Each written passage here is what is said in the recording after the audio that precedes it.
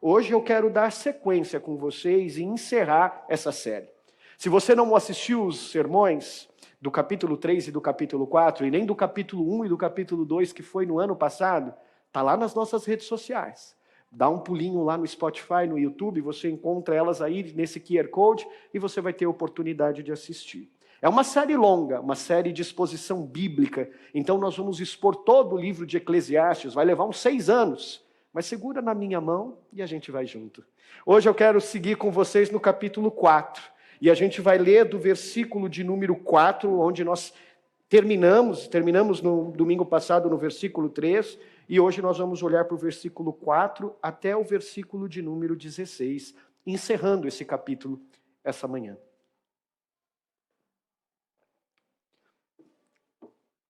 Eu vou ler, você me acompanha com a sua Bíblia. Descobri que todo trabalho e toda realização surgem da competição que existe entre as pessoas. Mas isso também é absurdo, é correr atrás do vento.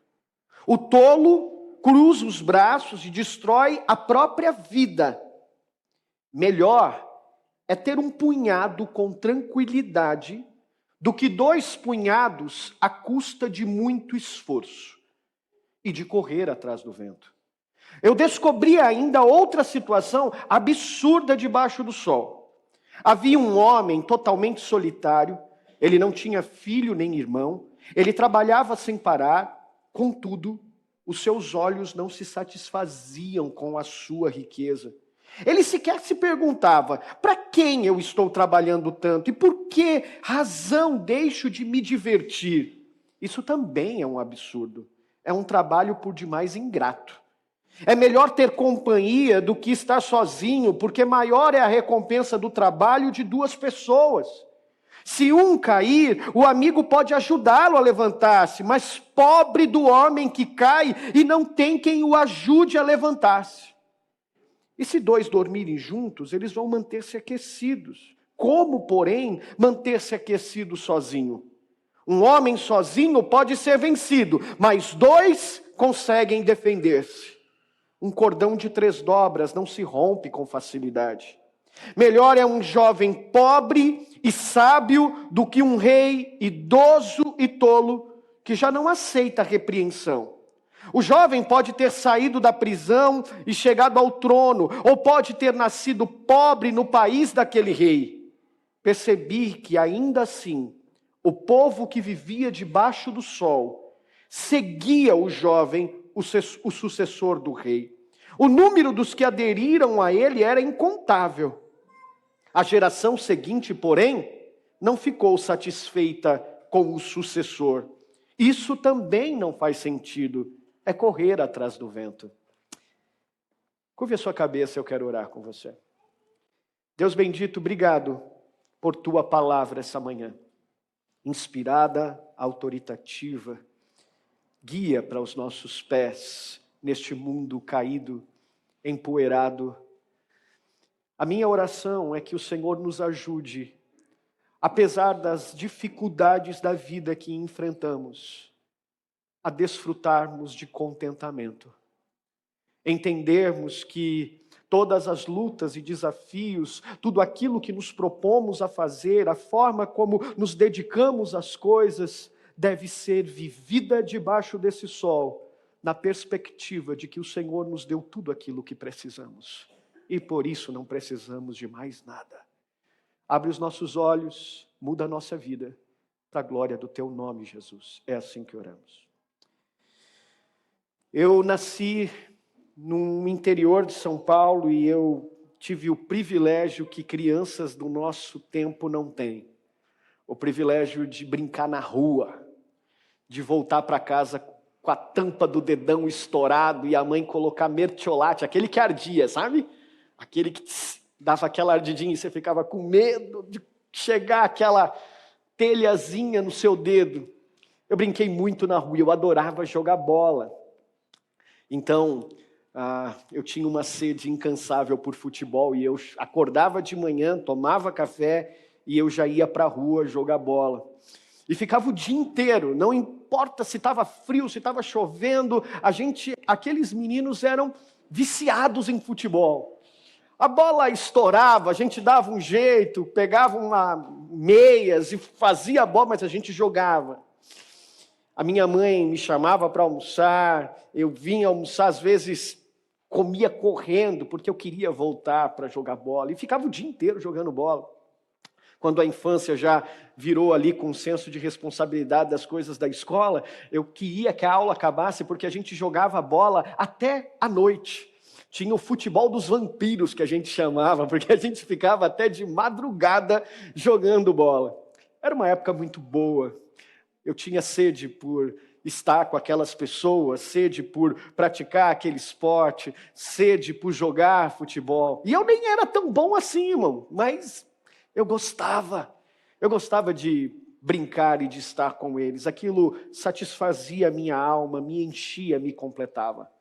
A gente tem uma série de coisas na nossa vida que é assim, né? Coisas que a gente gosta de fazer. Talvez você goste de pegar um pote de sorvete e ir fundo nele até ele acabar. Talvez uma série que você até como eu também, que não tem maturidade para assistir. A gente começa um episódio e a gente fica dizendo assim, só mais um, e de repente o dia já amanheceu.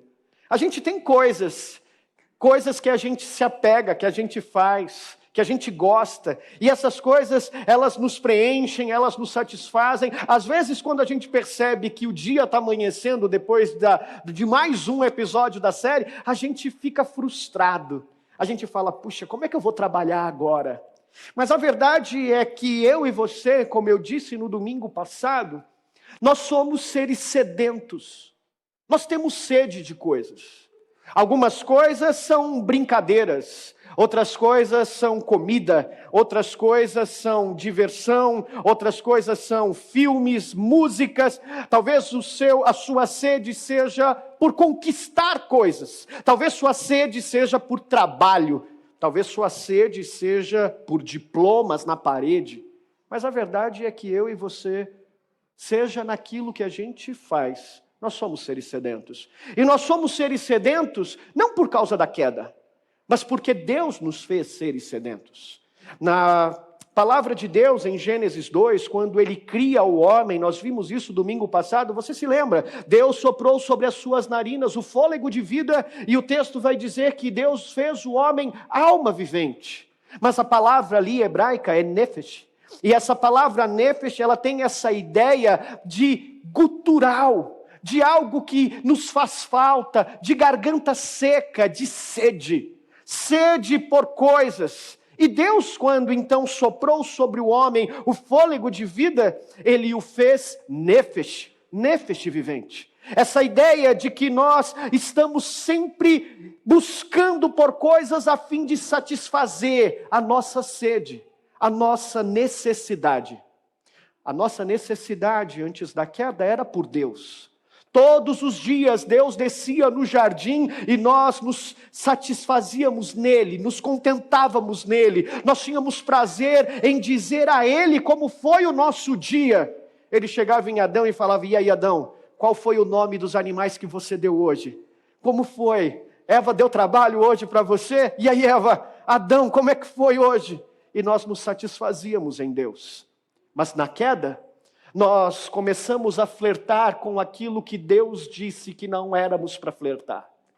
Nós começamos a mudar o foco da nossa visão e olhar para onde não deveríamos olhar, porque Deus disse para que nós não fizéssemos daquela forma. Mas nossos olhos sedentos não se satisfaziam apenas naquilo que Deus havia dito, naquilo que Deus nos proporcionava, mas nós queríamos mais. Então a serpente nos convenceu, como o canto da sereia, de que se nós comêssemos do fruto, nós teríamos mais, e seríamos como Ele, e nós poderíamos entender como Ele entende, nós desfrutaríamos do que Ele desfruta. Pobres filhos de Adão, enganados, nos rendemos àquilo que na verdade não era esperança, não era conquista, não era vantagem, mas era morte. Era toda uma vida com a garganta seca. Porque o dia que nossos pais primeiros comeram desse fruto, nós com eles também pecamos. E com isso, nossa satisfação e contentamento que era em Deus, agora passou a ser buscada nas coisas criadas. Só que nada daquilo que foi criado para produzir em nós satisfação e contentamento. Tudo que existe, existe para apontar para aquele que de fato é a verdadeira fonte de satisfação e contentamento. Aquele que por sua palavra criou todas as coisas. O nosso Deus. Mas agora, como rompemos com Deus e dissemos a Ele, eu não preciso de você. Eu posso buscar a minha própria satisfação. A gente passa a vida buscando por coisas incansavelmente, jogando bola todo dia, comendo potes de sorvete, assistindo séries, comprando coisas de forma a estourar o cartão de crédito, porque a gente quer encontrar essa coisa que vai nos satisfazer, preencher esse vazio, preencher esse buraco. A gente pinta o cabelo, a gente coloca piercing, a gente faz tatuagem, a gente faz uma viagem, a gente namora, troca de namorado, noiva, troca de noivo, casa de novo. Mas todas as vezes que a gente vive buscando nas coisas preencher esse vazio, nós nos frustramos quando chegamos lá. E a gente percebe que nada nessa vida, como nós já dissemos aqui, foi feito para nos satisfazer, para nos preencher plenamente. Essa é a angústia do Eclesiastes. E é por isso que ele olha para todos os lados e ele diz assim, é como correr atrás do vento, é rebel, é vento. Não dá para a gente viver essa vida entendendo o sentido das coisas. Tudo é vaidade, tudo é um sopro, é como correr atrás do vento. Por isso, ele passa a investigar a vida e olhar para ela, toda essa complexidade e buscar respostas.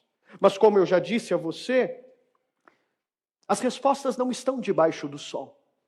Você não vai encontrar nessa vida caída as respostas que você precisa. Por que o justo sofre? Por que eu sou fiel a Deus e preciso passar por essa situação, por essa enfermidade? Por que as portas se fecham e eu preciso cuidar da minha família e não consigo? Nesse mundo caído tem muita poeira da queda que nos afeta.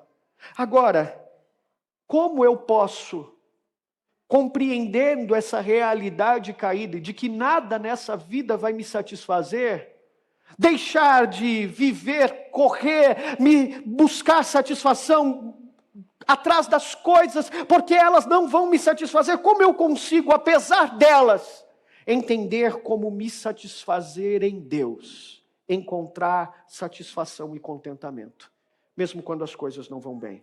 Esses versículos que nós lemos hoje, eles são essa angústia de Salomão, e ele vai apontar como essas coisas acontecem. Ele vai dar 3 exemplos para a gente de personagens que buscam nas coisas satisfação e contentamento e não encontram. Porque a busca dessas coisas jamais trará para eles essa satisfação. E a primeira que ele aponta para nós, ela está a partir dos versículos 4 a 6. Fica com a sua Bíblia aberta para a gente ir lendo junto.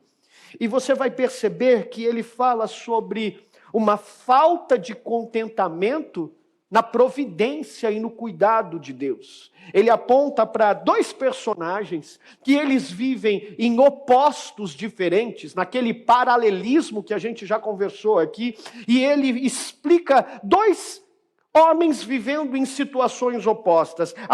O primeiro personagem, ele fala o seguinte: olha, eu descobri que todo trabalho e toda realização surgem da competição que existe entre pessoas. Ele fala sobre trabalho, sobre alguém que trabalha, e ele fala sobre esse indivíduo que trabalha sob a perspectiva de alguém que ele busca a inveja, por meio da inveja e por meio da competição, essa realização para a sua vida. E ele faz isso incansavelmente. Eu descobri que todo o trabalho e toda a realização, tudo isso que o homem se propõe a desempenhar, surge da competição. Ou talvez na sua tradução a palavra é inveja. Eu trabalho por causa da inveja, eu trabalho por causa da competição que existe entre as pessoas. Deixa eu te explicar uma coisa sobre trabalho. A gente, quando fala sobre trabalho, a gente olha para segunda-feira, amanhã, e a gente fala, puxa, eu vou ter que levantar de manhã, vou ter que pegar ônibus, vou ter que fazer a marmita, vou ter que aguentar aquele chefe chato. E todas as vezes que a gente olha para o trabalho, a gente tem essa perspectiva de algo enfadonho, pesado, cansado, não é mesmo? Sobretudo a depender das realidades que a gente está. Às vezes a gente está um pouco cansado daquele trabalho, a gente quer trocar, não consegue trocar, não dá para trocar, porque a gente tem responsabilidades para pagar. Só que a gente sempre olha para o trabalho como essa coisa difícil. Só que o trabalho não foi algo que veio a partir da queda, por causa da queda.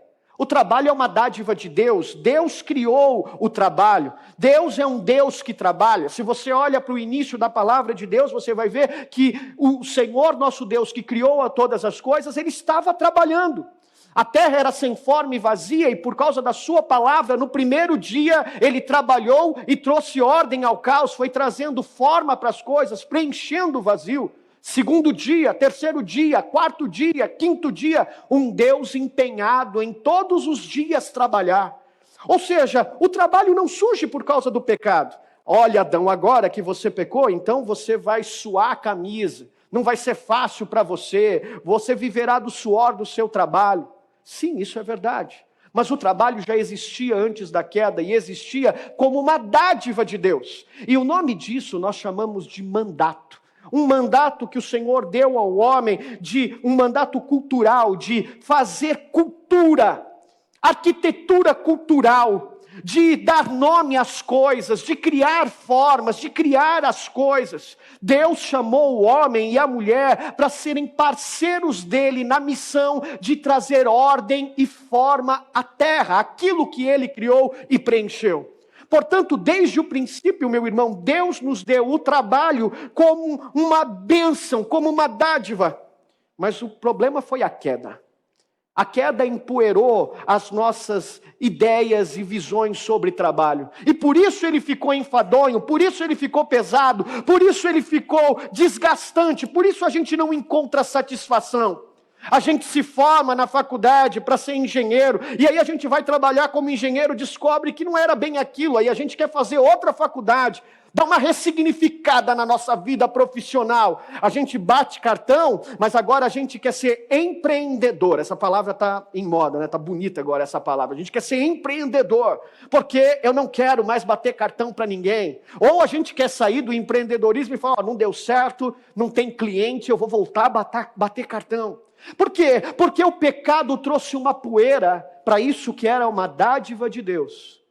E trouxe essa poeira a fim de que nela nós não encontrássemos satisfação e contentamento. E aí vem Salomão e diz para mim e para você que nessa relação de trabalho, o que nos move na verdade é competitividade, é inveja. E aí deixa eu te explicar o que ele está querendo dizer aqui. Essa é a grande frase do capitalismo, né? Nós somos movidos por interesses. E Salomão está dizendo que nós trabalhamos com a motivação errada. É isso que ele está dizendo.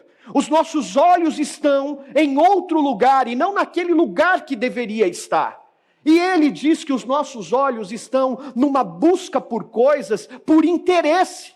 É claro, a gente olha no Instagram, as pessoas estão lá fazendo inveja nas viagens para nós. Vão para Campos do Jordão comemorar aniversário de casamento. As pessoas vão para o exterior passar lua de mel. E a gente fica aqui só vendo essas coisas e fala, por que eu não?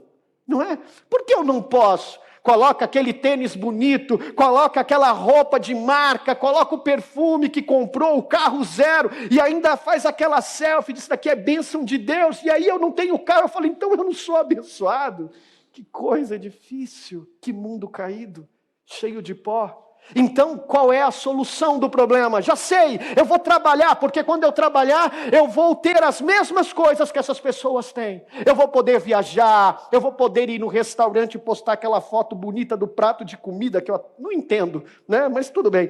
Mas as pessoas postam, né? É como que assim, ó, vem comer, é convite. Não é, mas elas postam. Então, vou poder viajar, postar essas coisas, vai ser bom. Só que aí a gente se doa ao trabalho, a gente vai com tudo, a gente descobre no final, que o nosso salário não dá para acompanhar certas coisas que as pessoas fazem. E aí, quando a gente está ali deparado com essa realidade, a nossa motivação começa a se frustrar, porque a gente percebe que a nossa motivação para o trabalho não é simplesmente buscar na dádiva de Deus a satisfação e o contentamento com aquilo que Ele nos dá.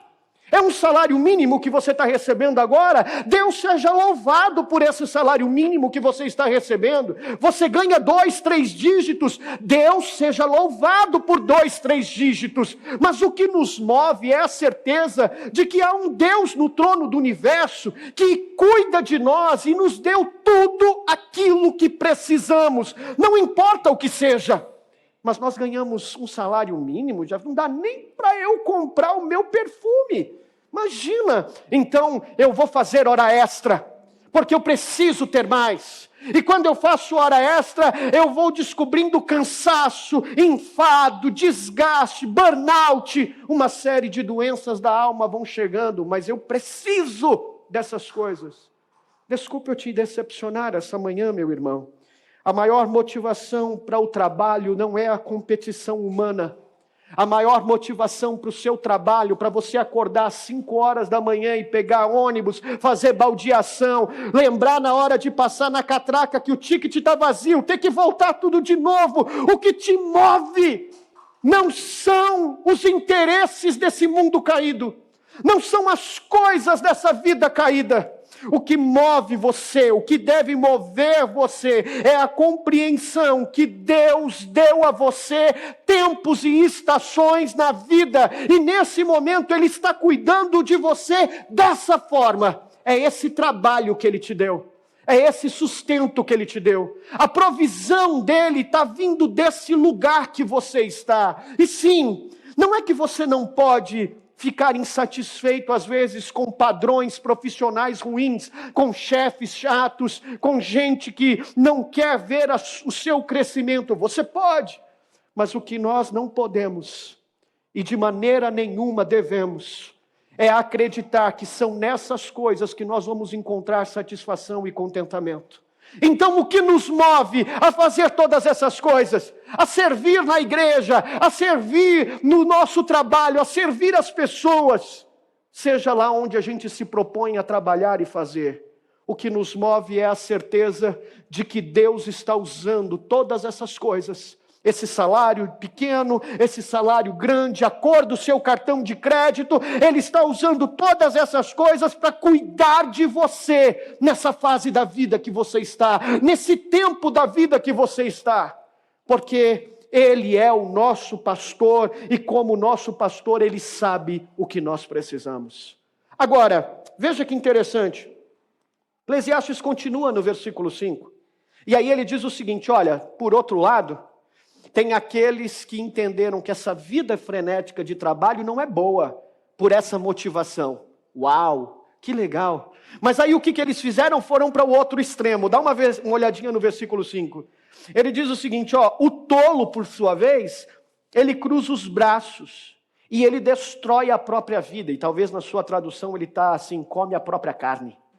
É isso, é forte.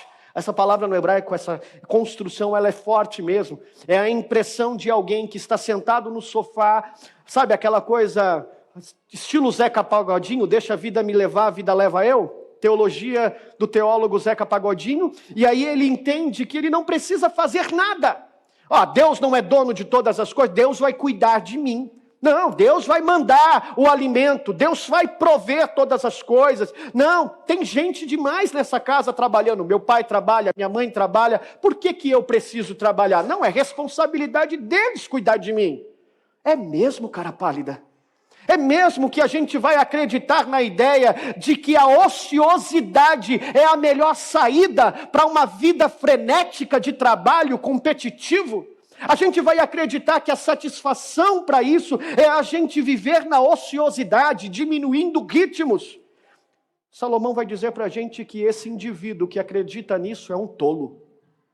É um tolo que cruza os braços e está destruindo a própria vida, porque, deixa eu te trazer uma notícia, talvez você não saiba, mas a preguiça é um pecado.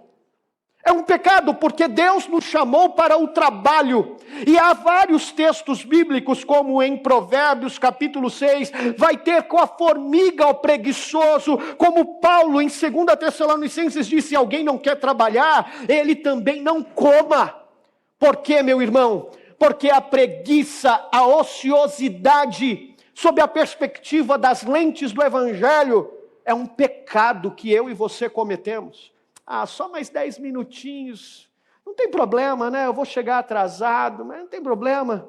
10 minutinhos a mais aqui na cama, e a gente fica protelando as coisas. E eu não estou falando aqui de dificuldades como TDAH, eu estou falando de gente que intencionalmente quer viver com o freio de mão puxado. Eu estou falando de gente que não quer se cuidar e buscar mudar a sua realidade sob a perspectiva da palavra de Deus, mas ir atrás das coisas. Não vai chover do céu, meu irmão. A porta vai se abrir sem dúvida alguma, mas você vai ter que ir atrás dela, você vai ter que mandar currículo, você vai ter que fazer uma faculdade talvez, você vai ter que fazer um curso técnico talvez, você vai ter que se mexer do seu lugar, porque essa realidade frenética, em contrapartida dessa realidade ociosa, nenhuma dessas realidades são uma saída para nós encontrarmos satisfação e contentamento. Qual é a saída então, Jefferson? Dá uma olhadinha no versículo 6. Versículo 6, Eclesiastes vai dar um indicativo para mim e para você. Um indicativo que essa esperança que a gente quer saciar, a nossa sede, ela não está na frenesi do trabalho, motivado por inveja, por competição e nem nessa ociosidade, nesse estilo hippie de ser. Olha o que está escrito no versículo 6. Melhor é ter um punhado com tranquilidade do que 2 punhados à custa de muito esforço. Isso é correr atrás do vento. A saída, meu irmão, não está nesses 2 extremos. A saída, segundo Salomão, é que eu e você devemos aquietar o nosso coração na providência de Deus. Essa é a saída. A saída é a gente encontrar satisfação e contentamento em um único punhado na nossa mão, se é isso que Deus não nos deu. E não sairmos desesperados atrás de 2, 3, 4, 5, 6 punhados, à custa de muito esforço, à custa de sacrifício, à custa de você sacrificar a sua família. Esses dias eu estava lendo um livro que eu estou terminando e o autor, o biógrafo, ele fez uma expressão, uma frase falando sobre a sua família e aquilo cortou o meu coração. E ele falando sobre essa frenesi dele por trabalho, por coisas, por buscar, por querer, sob a perspectiva de que ele estava ajudando a sua família. E quando ele se deu conta de que isso era isso que Salomão diz, é vento, ele disse assim: eu quero que os meus filhos sintam a minha falta quando eu partir dessa vida, mas não agora, enquanto eu estou vivo. Os filhos estavam sentindo falta do pai, e o pai acreditando no canto da serpente, dizendo assim, se você fizer, será melhor. Enquanto os filhos queriam ter contato com o pai, ele estava acreditando em mentiras, na satisfação e contentamento das coisas, perdendo aquilo que era mais precioso, um punhado que já estava na sua mão. Eu quero que os meus filhos sintam de falta de mim quando eu partir dessa vida, mas não em vida. Como que você quer ser lembrado pela sua família? Como você quer ser lembrado pelos seus amigos? Como você quer ser lembrado pelos seus filhos? A gente troca o olhar nos olhos dos nossos filhos pela nossa sede de estarmos conectados. A gente troca o ambiente da família, fazendo comida juntos, rindo, comendo na mesa juntos, por cada um no seu canto, assistindo o que quer. A gente se envolve em coisas, se empenha em esforço, acreditando que se a gente ter mais uma oportunidade, mais um punhado, se eu conseguir um cartão de crédito sem limites, se eu conseguir um carro zero, então eu vou ser satisfeito. Mentira! Nós seremos felizes não quando tivermos coisas, mas quando a gente encontrar no olhar dos nossos filhos Deus sorrindo para a gente. Quando você encontrar na beleza da sua esposa servindo a mesa para vocês almoçarem, às vezes vai ser um ovo, arroz, feijão, não vai ter bife, mas quando você encontrar satisfação e contentamento naquilo que Deus está providenciando para você, nem sempre vai ser fácil, nem sempre será. E desculpa, tem um evangelho aí fora que talvez ele coce uma coceira em você, mas não é a coceira do evangelho. Ele vai dizer para você que você, como filho do rei, pode ter o que quiser. Mentira! A coisa mais difícil que eu conheci quando conheci Jesus foi o evangelho. Porque ele diz que eu sou incapaz de viver a minha vida do jeito que eu quero viver. Porque eu passo todos os instantes querendo mais e mais e mais e mais. Mas nunca encontro satisfação e contentamento nas coisas. Você quer encontrar uma saída para essa sede nesse mundo empoeirado? Encontre satisfação e contentamento na providência de Deus para você, naquilo que Ele te deu. Está fazendo Uber agora? Está batendo cartão? Conseguiu uma pós-graduação? Terminou seu PhD? Louvado seja o Senhor! Deus seja engrandecido por isso, porque isso só aponta para aquele que de fato é a verdadeira satisfação e contentamento na nossa vida. São apenas coisas criadas. Agora veja, ele vai falar sobre um outro tipo de satisfação e contentamento a partir da falta de satisfação e contentamento a partir dos versículos 7 a 12. É uma falta de contentamento de estar junto a pessoas. E isso é muito legal. Dá uma olhadinha nesses versículos de número 7 a 12, porque o que ele vai dizer aqui é sobre a história de um indivíduo, de um homem individualista. Olha o versículo de número 7, o que está escrito. Eu descobri ainda uma outra situação debaixo do sol.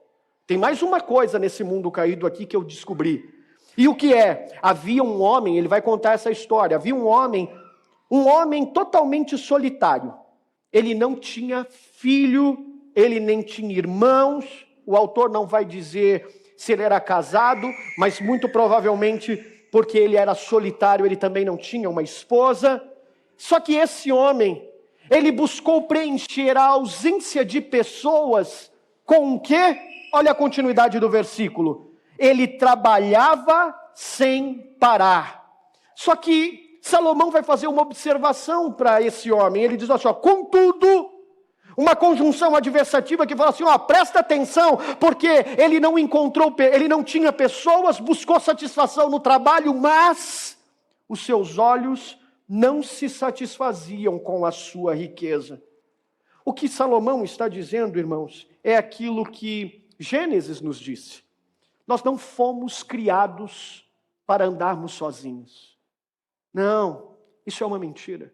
Eu sei que tem gente que acredita, que diz assim, olha, eu nem vou me casar porque eu quero ficar sozinho, porque casar dá trabalho. Relações dão trabalho mesmo, irmãos. Ser amigo dá trabalho, às vezes amigos vão nos ferir. Nosso cônjuge vai nos ferir às vezes. Não espere por lugares ideais, espere por lugares reais, porque essa é a vida debaixo do sol. Às vezes você vai chegar cansado do trabalho e vai ouvir uma coisa que você não queria ouvir. Heitor disse algo sensacional aqui nessa série, e eu vou reproduzir. Ele diz assim, às vezes eu chego em casa e a primeira pessoa que vem, o primeiro ser que vem me buscar é o cachorrinho na porta. A Hilda está lá na cozinha fazendo comida, porque tá certo, ela tem que cozinhar. A minha filha está no sofá assistindo desenho, e aí quando eu abro a porta, vem a cachorrinha já me receber na porta. Não é assim a nossa vida. A gente queria que fosse diferente, eu sei. Mas por outro lado, tem a Hilda lá o dia inteiro, cuidando da filha, cuidando das responsabilidades. Também é difícil. Ela queria também chegar ali na porta, receber, mas não é assim a realidade das coisas. Mas eu e você não fomos criados, não fomos feitos para andar sozinho. E esse é outro mandato de Gênesis. Além do mandato cultural, existe o mandato espiritual, nosso mandato de relação com Deus, mas existe o mandato social. Quando Deus olha para o homem, você se lembra disso? Ele fala assim, puxa vida, esse homem está muito sozinho, não dá para ficar assim, ele não pode andar sozinho. Então ele fala, eu vou criar uma ajudadora, eu vou criar uma mulher, alguém para fazer companhia para ele. O homem olhava para todas as espécies e todas as espécies tinham um par. O homem não. Então Deus cria a mulher para ser ajudadora, companheira, para andar do lado, tira da sua costela, forma a mulher, para que eles andassem juntos. Porque nós não fomos criados para andar sozinhos. Aquele que nos criou não anda sozinho. Deus é um único Deus que vive em comunidade, Pai, Filho e Espírito Santo. Eles não estão sozinhos, eles são uma verdadeira comunidade de Deus Pai, Deus Filho e Deus Espírito Santo. Um único Deus. Deus também, a exemplo da Trindade, não queria que fôssemos sozinhos. Então, Ele cria a mulher. Mas vem o pecado. E quando o pecado vem, essa poeira faz com que a gente experimente coisas absurdas, como ele disse no versículo 7, debaixo do sol. Gente que acredita que pode andar sozinha. Esse versículo 8, na parte A, diz assim, um homem totalmente solitário. Ele não tinha filhos, ele não tinha irmãos. A gente acredita nesse conto da sereia de que a gente é muito bom. E que a gente precisa primeiro, até os 30 anos, alcançar o nosso primeiro milhão. Então, se eu me casar, se eu tiver filhos, isso vai dar muito trabalho, não vai dar certo. Então, eu preciso gastar minha vida, agora que eu tenho energia, nessa individualidade, nessa mentira que o nosso século conta. Acreditando que é nessas coisas que a gente vai encontrar satisfação e contentamento. Ou, quando não é, para que a gente alcance interesses próprios. É porque a gente acredita que as outras pessoas são muito difíceis e dão trabalho. Dá trabalho mesmo, irmãos. Depois que eu e Thaís tivemos filhos, nós somos casados há 10 anos. Nós tivemos filhos depois dos 5 anos de casado. Acredito, 5, 6 anos de casado. Nós dormíamos todas as noites nesses 5 primeiros anos. Depois que a Clara nasceu, a gente não consegue mais dormir todas as noites. E agora veio o Arthur. E aí, às vezes, a gente foi lá resolver o problema da Clara de madrugada. Quando a gente deita, é o Arthur que grita. Você fala, meu Deus do céu, eu só queria dormir. Eu me lembro que quando a Clara nasceu, a Thaís teve baby blues. E naquele momento ali dos primeiros dias da Clara, ela chorava muito, ela teve um problema com a questão do leite, então ela tinha muita cólica, era muito difícil. E um dia, eu e Thaís de madrugada, fazendo ela se acalmar, parar de chorar, preocupado se os vizinhos iam chamar a polícia, achando que a gente estava batendo na Clara, né? O vizinho de cima, ele jogava, fazia barulho, era uma coisa impressionante, ele era divertido. Quando ele percebeu os choros da Clara, ele se conteve, ele falou, deixa eu ajudar essa família, porque já tem muito barulho para eles. Mas um dia, Thaís pegou a Clara, não fazendo no colo, não conseguindo fazê-la parar de chorar, ela ergueu a Clara assim, e disse assim, eu só queria dormir um pouco. Eu peguei a Clara dos braços dela, eu percebi a sua angústia, tomei a Clara dos braços dela, fui para o outro quarto e falei, vai descansar um pouco, eu vou ficar com ela aqui. Agora pergunta para nós se nós escolheríamos não ter a Clara e não ter o Arthur. Não há nada mais prazeroso na vida do que quando a gente chega em casa e os nossos filhos sorriem para a gente. Não importa quanto de trabalho eles dão, não importa como seu marido é difícil, você já falou 10 vezes. Mas você vai encontrar satisfação e contentamento nesse homem que Deus te deu. Para cuidar de você, nessa mulher que Deus te deu, para cuidar de você e te fazer mais parecido com Cristo. Você vai encontrar contentamento nesses filhos difíceis às vezes, porque as suas personalidades estão em construção. Mas Deus deu esses filhos para que você os ajude na missão deles serem mais parecidos com Jesus. E na medida que você faz isso, eles vão te fazer mais parecidos com Jesus Cristo. A gente vai aprender a ter mais tolerância, a gente vai aprender a dividir, a gente vai aprender a orar com a família na mesa, porque a gente nem orava para agradecer o alimento, mas agora a gente precisa orar, precisa ensinar os filhos, não importa, Deus vai usar todas as coisas nessa vida para que Ele forme Jesus em você, e nós vamos encontrar essa forma que Jesus vai usar nas pessoas que Ele vai colocar na nossa vida. Meu orientador tem uma frase que ele diz o seguinte: se você não pode chamar a pessoa que está do seu lado de irmão, então você não pode chamar Deus de Pai. O que o meu orientador está dizendo para a gente é que Deus colocou pessoas do nosso lado para que a caminhada fique mais fácil. E dá uma olhadinha aqui no que Salomão vai dizer para nós a partir do versículo de número 9. Ele vai dizer assim, é melhor ter companhia do que estar sozinho, porque maior é a recompensa do trabalho de duas pessoas. Ele vai dizer o seguinte: se um cair, o amigo pode ajudá-lo a levantar-se, mas pobre do homem que cai e não tem quem o ajude a levantar. E se dois dormirem juntos, vão manter-se aquecidos. Como, porém, a gente sozinho consegue isso? E um homem sozinho pode ser vencido, mas dois conseguem defender-se. O que Salomão está dizendo para mim e para você é que nós encontraremos satisfação e contentamento quando a gente entender que as pessoas importam. E que Deus colocou pessoas na nossa vida, Deus colocou essa comunidade na sua vida, para você que já é membro, Deus colocou a sua comunidade onde você está frequentando, Deus colocou sua família, é nessa família que você veio, Deus colocou amigos, Deus colocou gente do seu lado para cuidar de você. Então para de achar que você casou com a pessoa errada. Para de achar que se você tivesse tido filhos diferentes, as coisas seriam mais fáceis. Para de acreditar nessa mentira da serpente, porque você encontrará satisfação e contentamento quando você entender que Deus colocou pessoas do seu lado. Gente precisa de gente para cuidar de gente, irmão. Sim, e Deus está contando com você para cuidar de alguém, como também conta que esse alguém vai cuidar de você. Então para de acreditar que sozinho a coisa vai ser mais fácil, porque dá uma olhadinha no versículo 12. Um homem pode ser vencido sozinho, mas dois conseguem defender-se. E olha como ele termina a parte B do versículo. Um cordão de 3 dobras não rompe com facilidade. O que Salomão está dizendo com esse versículo de cartões de casamento, de convites de casamento, né? Que a gente coloca lá o cordão de 3 dobras, o homem, a mulher e Deus, ninguém pode romper.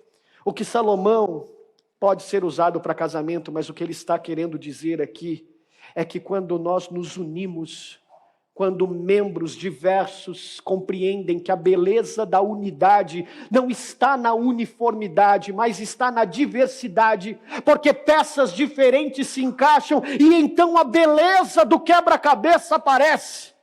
Então, quando nós entendemos que precisamos uns dos outros, então a beleza do quadro que aparece é a unidade do corpo de Cristo Jesus, cujo cabeça é Ele. Meu irmão, nessa vida você vai acreditar que sozinho será mais fácil.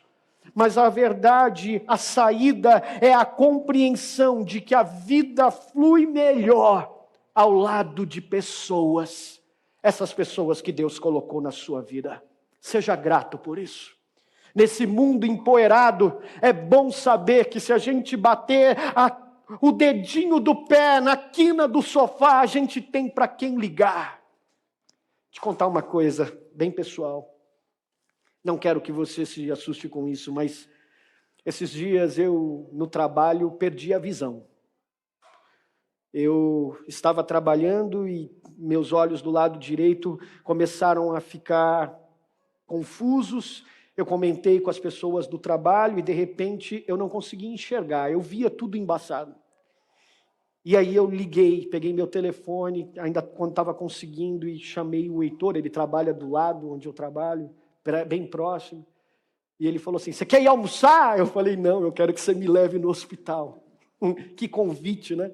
Passou a tarde comigo no hospital. Tem outros irmãos aqui que já passaram em outras circunstâncias comigo no hospital, mas essa é uma história para depois. Mas o Heitor ficou lá sentado comigo, esperando o momento em que eu ia ser atendido. E ele disse assim para mim, eu vou ficar aqui até você ser atendido. Depois eu vou resolver algumas coisas e se você precisar eu volto.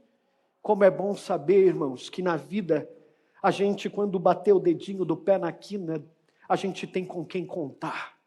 E talvez você não tenha muitos amigos, mas Deus te aproximou dessa comunidade, e como a Andréia disse para você, nós levamos a sério essa ideia de servir a Deus servindo pessoas. Então conta com a gente na caminhada, irmão. Talvez a gente não vai ter todas as respostas, talvez a gente não vai ter soluções para os problemas, mas a gente vai sentar junto, vai chorar junto, vai orar junto, porque a vida flui melhor quando a gente está perto de pessoas e pode contar com ela. Agora, para encerrar, Salomão olha para os versículos 13 e 16, e ele vai falar sobre uma falta de contentamento na humildade de um coração ensinável. É isso, ele está dizendo assim, ó, tem gente que anda nesse mundo debaixo do sol, achando que ele é bom demais, que ele tem todas as soluções, uma arrogância, uma prepotência, e por isso ele faz o que faz, por isso ele não conta com pessoas, como a gente já viu aqui. Olha o que está escrito sobre essa história que ele vai contar. Ele vai dizer assim, olha, um homem, melhor é um jovem, pobre e sábio, do que um rei idoso e tolo, já que esse rei, idoso e tolo, ele não aceita a repreensão. E aí ele vai até estabelecer um paralelo aqui, ó, difícil. Esse jovem pode até ter saído da prisão e chegado ao trono, não importa. Esse jovem pode ter nascido pobre no país daquele rei, não importa. A verdade é que esse homem, rei, esse tolo, ele não aceita mais conselhos, ele não aceita mais a repreensão dos homens. E aí, o que Salomão está dizendo no versículo 3, é que existe uma futilidade no poder, uma futilidade nos nossos títulos, uma futilidade nos nossos diplomas. Na minha categoria profissional, eu sou advogado, é muito comum as pessoas na minha profissão terem um chavão assim, porque elas acham que conhecem da lei, né? Elas falam assim, você sabe com quem que você está falando?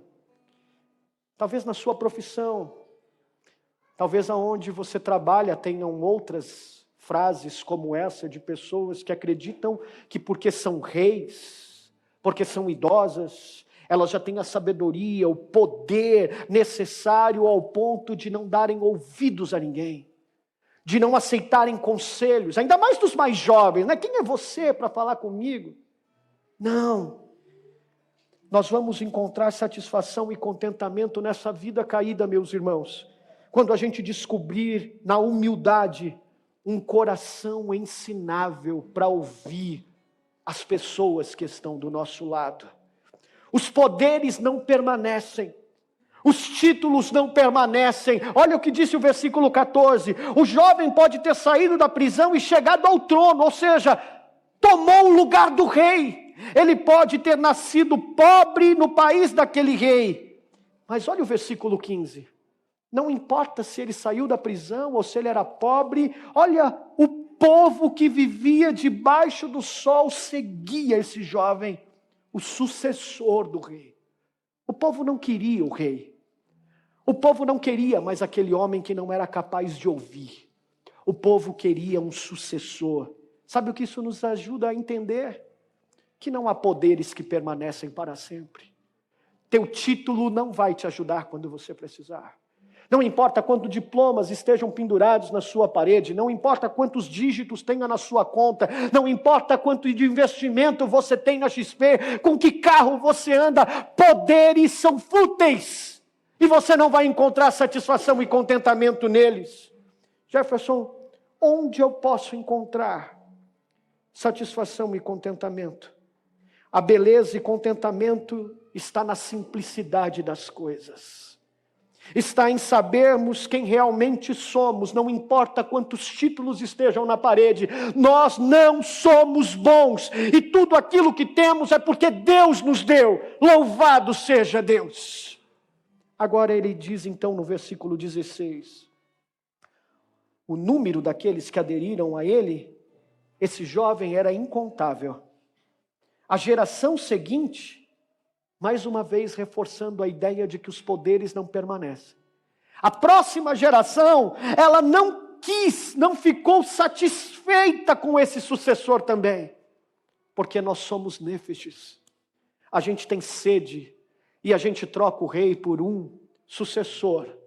Mas na próxima geração, esse homem já não é mais suficiente para nós.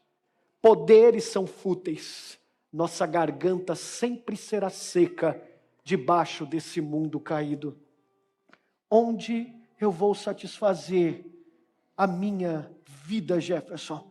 Isso também não faz sentido, é correr atrás do vento. Onde eu e você podemos satisfazer a nossa sede? Onde eu e você vamos encontrar redenção para o nosso trabalho, para que a gente não trabalhe por motivações erradas, inveja, competição. Onde é que a gente vai encontrar satisfação real estando junto naquele que trabalhou de forma incansável para que eu e você vivêssemos a eternidade ao lado dele? O pecado trouxe poeira, o pecado sujou os cômodos da casa, mas o Senhor nosso Deus, Ele disse assim: eu não vou desistir de você, eu vou mandar um descendente para você, Eva. Eu sei que você ouviu histórias e acreditou nelas, mas eu vou mandar um descendente. Ele vai trabalhar incansavelmente para que você não precise se preocupar com as coisas dessa vida, mas possa descansar. Olha, ele virá e ele encarnará. Ele vai se rebaixar ao ponto de ser como a sua própria criação. Ele vai se humilhar, ele vai ser humilhado. Vão cuspir nele, vão bater nele, vão machucá-lo, vão pregá-lo em uma cruz. Mas tudo isso, nisso tudo, seu coração está transbordando, porque ele está trabalhando incansavelmente, porque ele não quer passar a eternidade longe de você. Ele quer estar junto com você. Sabe onde você vai encontrar satisfação nessa vida? Quando você olhar para Cristo Jesus, aquele que trabalhou carregando uma cruz e morrendo nela, para que você encontrasse nele a satisfação que você anda procurando nas coisas. Se hoje você deseja, entendendo que nada nessa vida te trará satisfação e contentamento, se satisfazer com o que você tem, ter contentamento pleno no que você está vivendo nesse momento, na certeza de que Deus está usando todas essas coisas a fim de que você seja mais parecido com Ele. Então eu te convido a orar uma oração de gratidão, porque isso é contentamento, é dizer: obrigado, Senhor. Tem linhas escuras e difíceis aqui, mas obrigado pelos amigos que eu tenho. Obrigado pelas pessoas que o Senhor está usando para me ajudar. Obrigado pelo alimento que o Senhor colocou na minha mesa.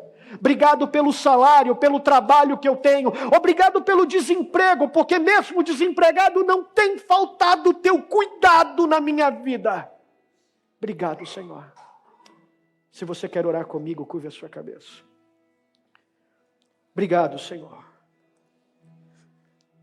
Quando chegarmos naquele dia, Senhor, que os nossos olhos te verão, então nós teremos todas as respostas. Todas as perguntas nesse mundo debaixo do sol serão respondidas. Nós te veremos face a face. Isso que é mortal se revestirá da imortalidade. Isso que é corruptível, da incorruptibilidade. Então, Senhor, nós seremos como o Senhor é. Nós olharemos para o Senhor e diremos: obrigado pelo teu trabalho incansável. Obrigado por não desistir de nós, apesar de nós, por querer passar toda a eternidade conosco, compartilhando de quem o Senhor é. Obrigado porque enquanto o Senhor não vem e completa a sua obra plenamente, o Senhor me deu esses irmãos para dividir a vida, os medos, as ansiedades. Obrigado porque eles são as mãos e os pés que o Senhor tem usado nesse mundo empoeirado, para que a gente viva entendendo que eles são a razão do seu cuidado por nós. Use-os com seus vizinhos, use-os no seu trabalho, na faculdade, para estudar com aqueles que não estão conseguindo nota. Use-o, Senhor, em qualquer circunstância, a fim de que as pessoas consigam vê-lo, ver o Senhor, por meio deles e do cuidado deles. Corrige o nosso coração e faz a gente ser grato, motivados pela tua providência, porque o Senhor sabe tudo aquilo que precisamos. É assim que oramos, em nome de Jesus. Amém.